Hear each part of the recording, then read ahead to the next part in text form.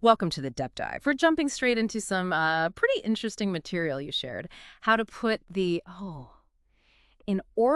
ultimate oral sex guide. Yeah, Now, that title alone might grab your attention, right? We see this as a great chance to really explore how to boost intimacy in marriage through this, well, specific practice.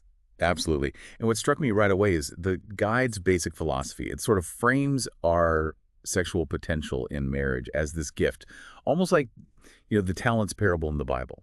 It Okay. suggests that just like you'd invest those talents, you should enthusiastically explore and develop your sexual connection too. It's about really appreciating that whole side of the relationship. Exactly. So our mission here for you listening is to get a solid but, easy to digest understanding of the value, the techniques, and the thinking behind cunnilingus in marriage, all without feeling totally overwhelmed. Sounds good. Okay, let's unpack this. First big question you probably have is just why oral sex? Why is it important? The guide dives right into that. And what's fascinating is how it looks at it from both sides. For women, the guide suggests that wanting to receive cunnilingus often taps into this really deep need for acceptance and love from her husband. Acceptance, okay. Yeah, it says it's a powerful way to show that love. Like it shows desire, patience, and really appreciating her whole body, even the parts she might feel, a bit vulnerable about. And flipping that, for the man performing it, it's not just about pleasing her, though that's obviously huge. The guide points out it actually broadens lovemaking beyond just intercourse. How so? Well, it can be a way to delay ejaculation, maybe, shift the focus, and ultimately it seems to boost the quality of the sex and, interestingly, sexual confidence. Oh, right. And the guy talks about this positive cycle, doesn't it? Like more confidence in him makes her feel more desire. Which then motivates him more. And it just keeps building desire for both of them. It suggests these small things can make a really big difference. And then there's the biology, which is pretty compelling. The guide compares nerve endings. Get this. The clitoris has around 8,000, the penis, about 4,000. Wow, double. Right. And the vaginal walls have way fewer, so that alone kind of highlights why just intercourse often isn't the most direct route to orgasm for many women. It really underscores the power of direct clitoral stimulation, something maybe not everyone fully gets. It's like trying to hammer in a screw, maybe. Yeah. The guide also gives some really practical reasons, like using cunnilingus when you're avoiding pregnancy, say postpartum. Or, yeah, maybe accommodating physical limits as you get older. It shows Yeah, how intimacy can adapt. exactly. Which ties into the relationship benefits, too. The guide suggests including oral sex can actually lead to less inhibition, more trust. Yeah, that makes sense. That level of focus on mutual pleasure could really deepen the emotional bond, couldn't it? For sure. But, someone might be listening thinking, hang on, a whole guide, is it really that complicated? Right? Is it necessary? And the guide kind of anticipates that. It argues that, well, skilled and mutually fulfilling cunnilingus actually takes a fair bit of understanding of female anatomy. Stuff most guys might not just instinctively know. Exactly. Understanding the similarities, sure, but crucially, the differences between male and female anatomy. Knowing what parts matter most for orgasm and the best way to stimulate them in sequence. And the guide has its own approach, right? The Irwin approach. Yeah, it emphasizes being based on the real world, explicitly not like pornography, which can be so unrealistic. It stresses relaxation, concentration. And it's designed for real bodies. Totally. Different body types, different conditions. Acknowledging that wives are real people and maybe need time to get comfortable with certain things. It says it's based on over 12 years working with thousands of couples. That's a lot of experience. And to make it less daunting, it brings in the 80-20 rule. Yeah, the Pareto principle. Yeah. The idea that, focusing on the key 20% of actions gets you 80% of the results. It's about prioritizing the most effective stuff. Smart. Okay, so getting practical, it lays out the ABCs of cunnilingus. Right. A is anatomy.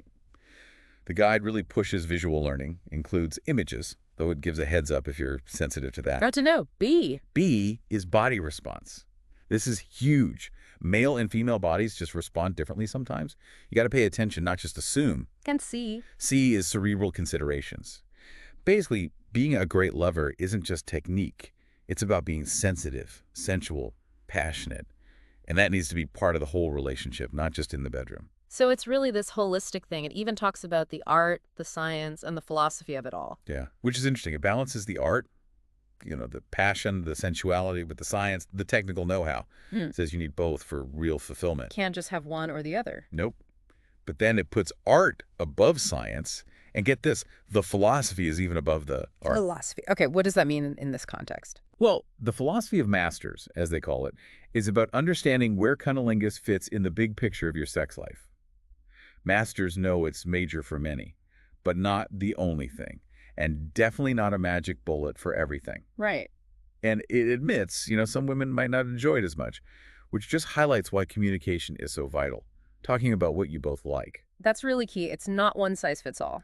And the guide also says for most women, penetration is still definitely wanted, right? Often after an orgasm from oral sex. Exactly. It stresses the flexibility. You can combine things in so many ways. And it pushes back on the idea of it just being foreplay. Totally.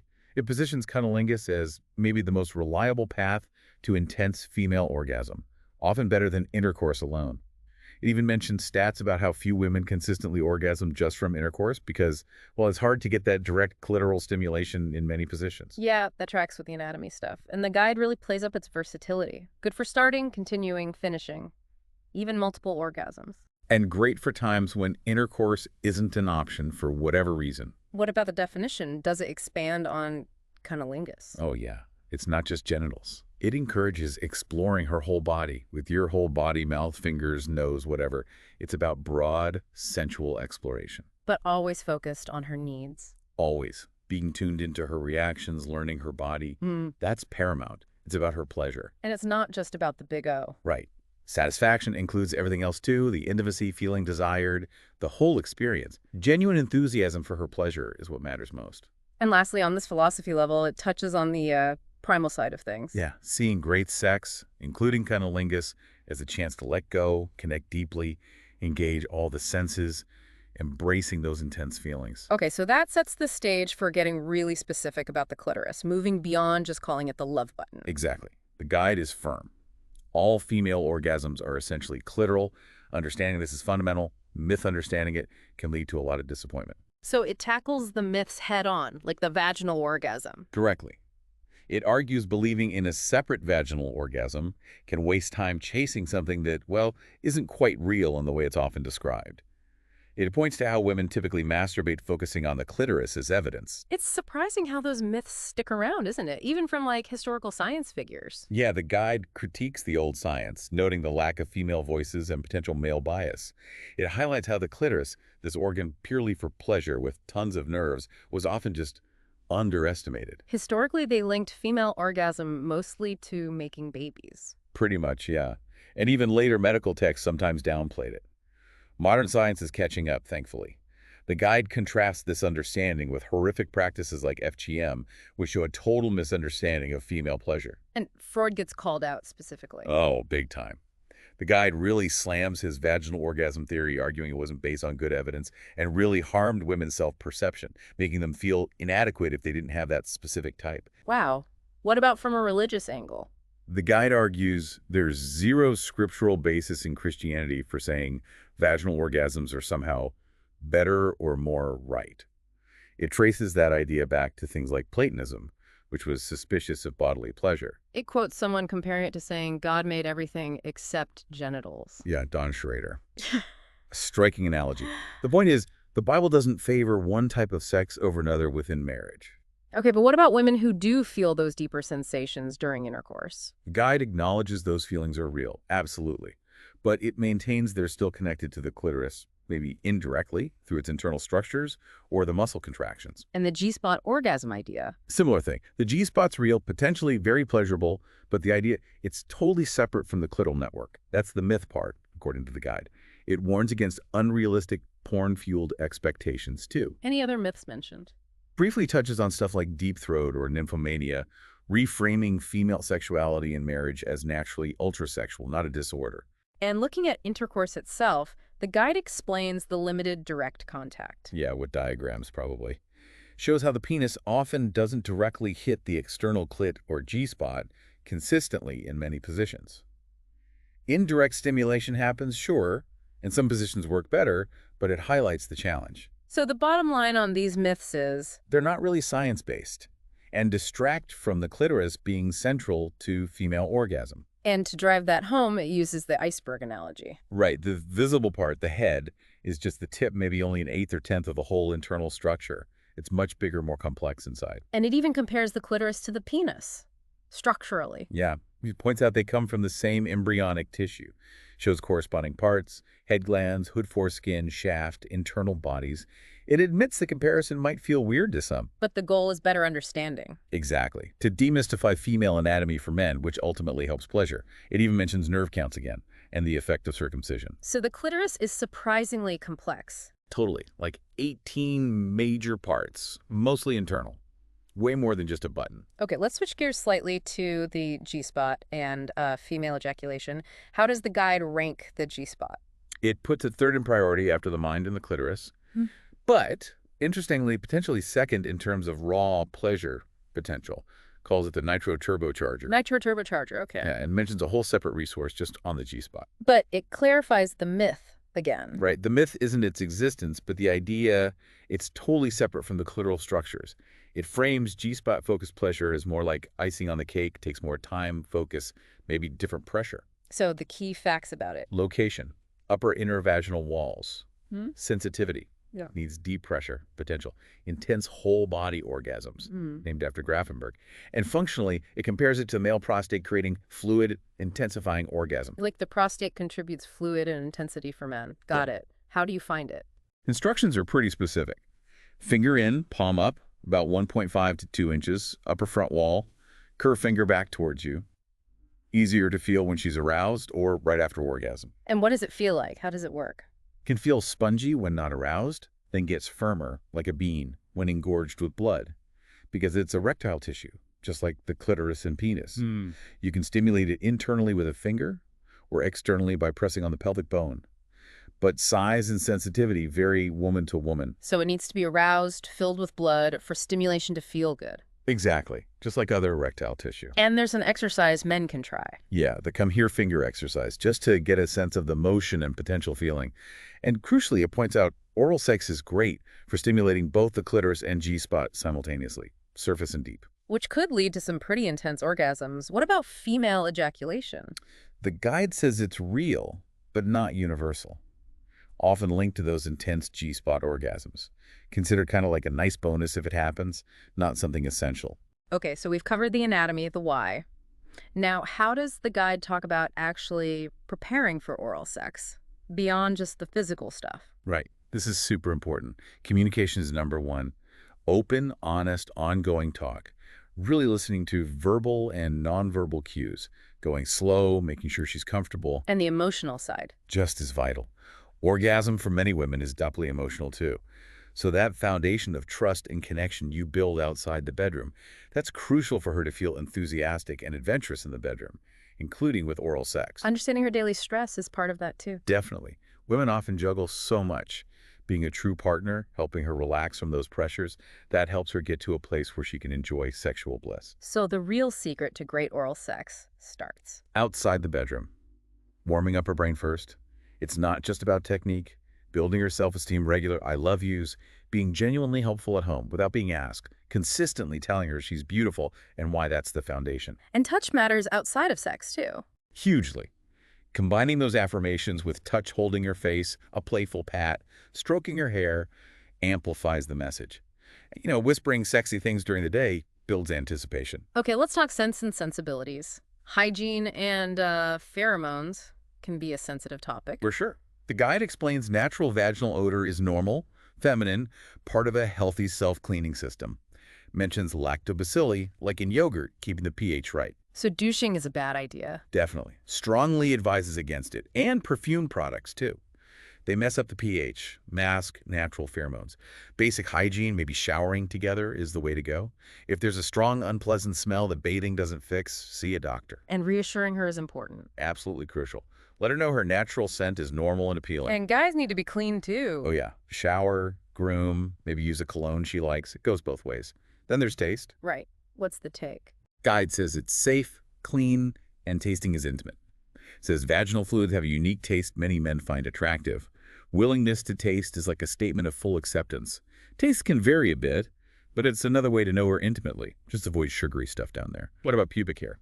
Address 2 mentions potential functions like protection, trapping pheromones, acknowledges grooming trends. Main point: communicate respect her preference. Maybe make it a team effort. Gives shaving tips too, if that's the choice. Okay, and sexual health. Healthy. Healthy, sexually wealthy, and wise. Yeah, covers general health. Big warning about smoking nicotine constricts blood vessels, affects blood flow to sexual organs, impacts pleasure, taste, oral health. White too? Yeah, being significantly overweight can affect blood flow, stamina, positioning, self-esteem.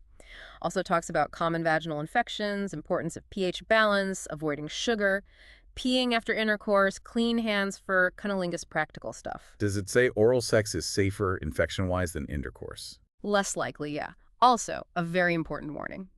Never blow air into the vagina, can cause an air embolism. Briefly mentions STD precautions if needed, and hygiene for anal play washing, avoiding bacteria transfer. What about periods? Guide says it doesn't have to be off-limits for sex, including oral. No New Testament prohibition. No extra health risks with normal hygiene. Can be an act of acceptance. And Cunnilingus. Surprisingly, it touches on it. Finds no scriptural prohibition in marriage, notes the anus is erogenous, but, again, stresses hygiene, avoiding bacteria spread to the vagina, going slow, using lube. Okay, wow, that's a lot of groundwork. So, after all that understanding, how does the guide help you actually, make it all come together? Right, the execution. It stresses that great cunnilingus isn't just following step 1, step 2. Uses the Rubik's Cube analogy. Ah, okay. How does that work? Well, you can learn a sequence to solve it, sure. But understanding how the cube works lets you solve it faster, adapt, fix mistakes. Yeah. Same with sex. Deeper understanding beats just following instructions. So there are two paths.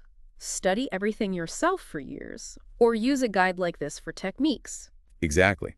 The guide aims for the quicker path, but warns techniques alone, without the understanding, might not be enough. It highlights its own structure, lets you focus where you need help. Attitudes, arousal, anatomy, whatever. And it has that pre-flight checklist. That sounds critical. Absolutely essential, it says. Huh? Before you even think about techniques, like having a valid pilot's license, meaning a good marriage foundation. Sex doesn't fix relationship problems. Leave your sexual baggage behind. Yeah, confront negative beliefs with facts, scientific, medical, scriptural. Understand female arousal takes time. Need good foreplay, like 12-20 minutes. Not just genital focus. Avoid performance anxiety focus on connection and her pleasure, not your ego. Don't fear crashing and burning. Exactly. See mistakes as learning. Read your instruments. Watch her arousal signs. Flushing, swelling, wetness, clit changes, sounds. Cunnilingus makes this easier. Be ready to change course based on what works. Embrace sexual G-forces. Lose inhibitions. Yep. Prioritize her comfort. Give her the window seat. Remember your toolbox toys, accessories. And make it memorable, ensure she orgasms most of the time, to keep desire high. Only after all that does it get into the step-by-step. The always works details. Precisely. It admits the title is bold, but repeats. These work best with the pre-flight stuff handled.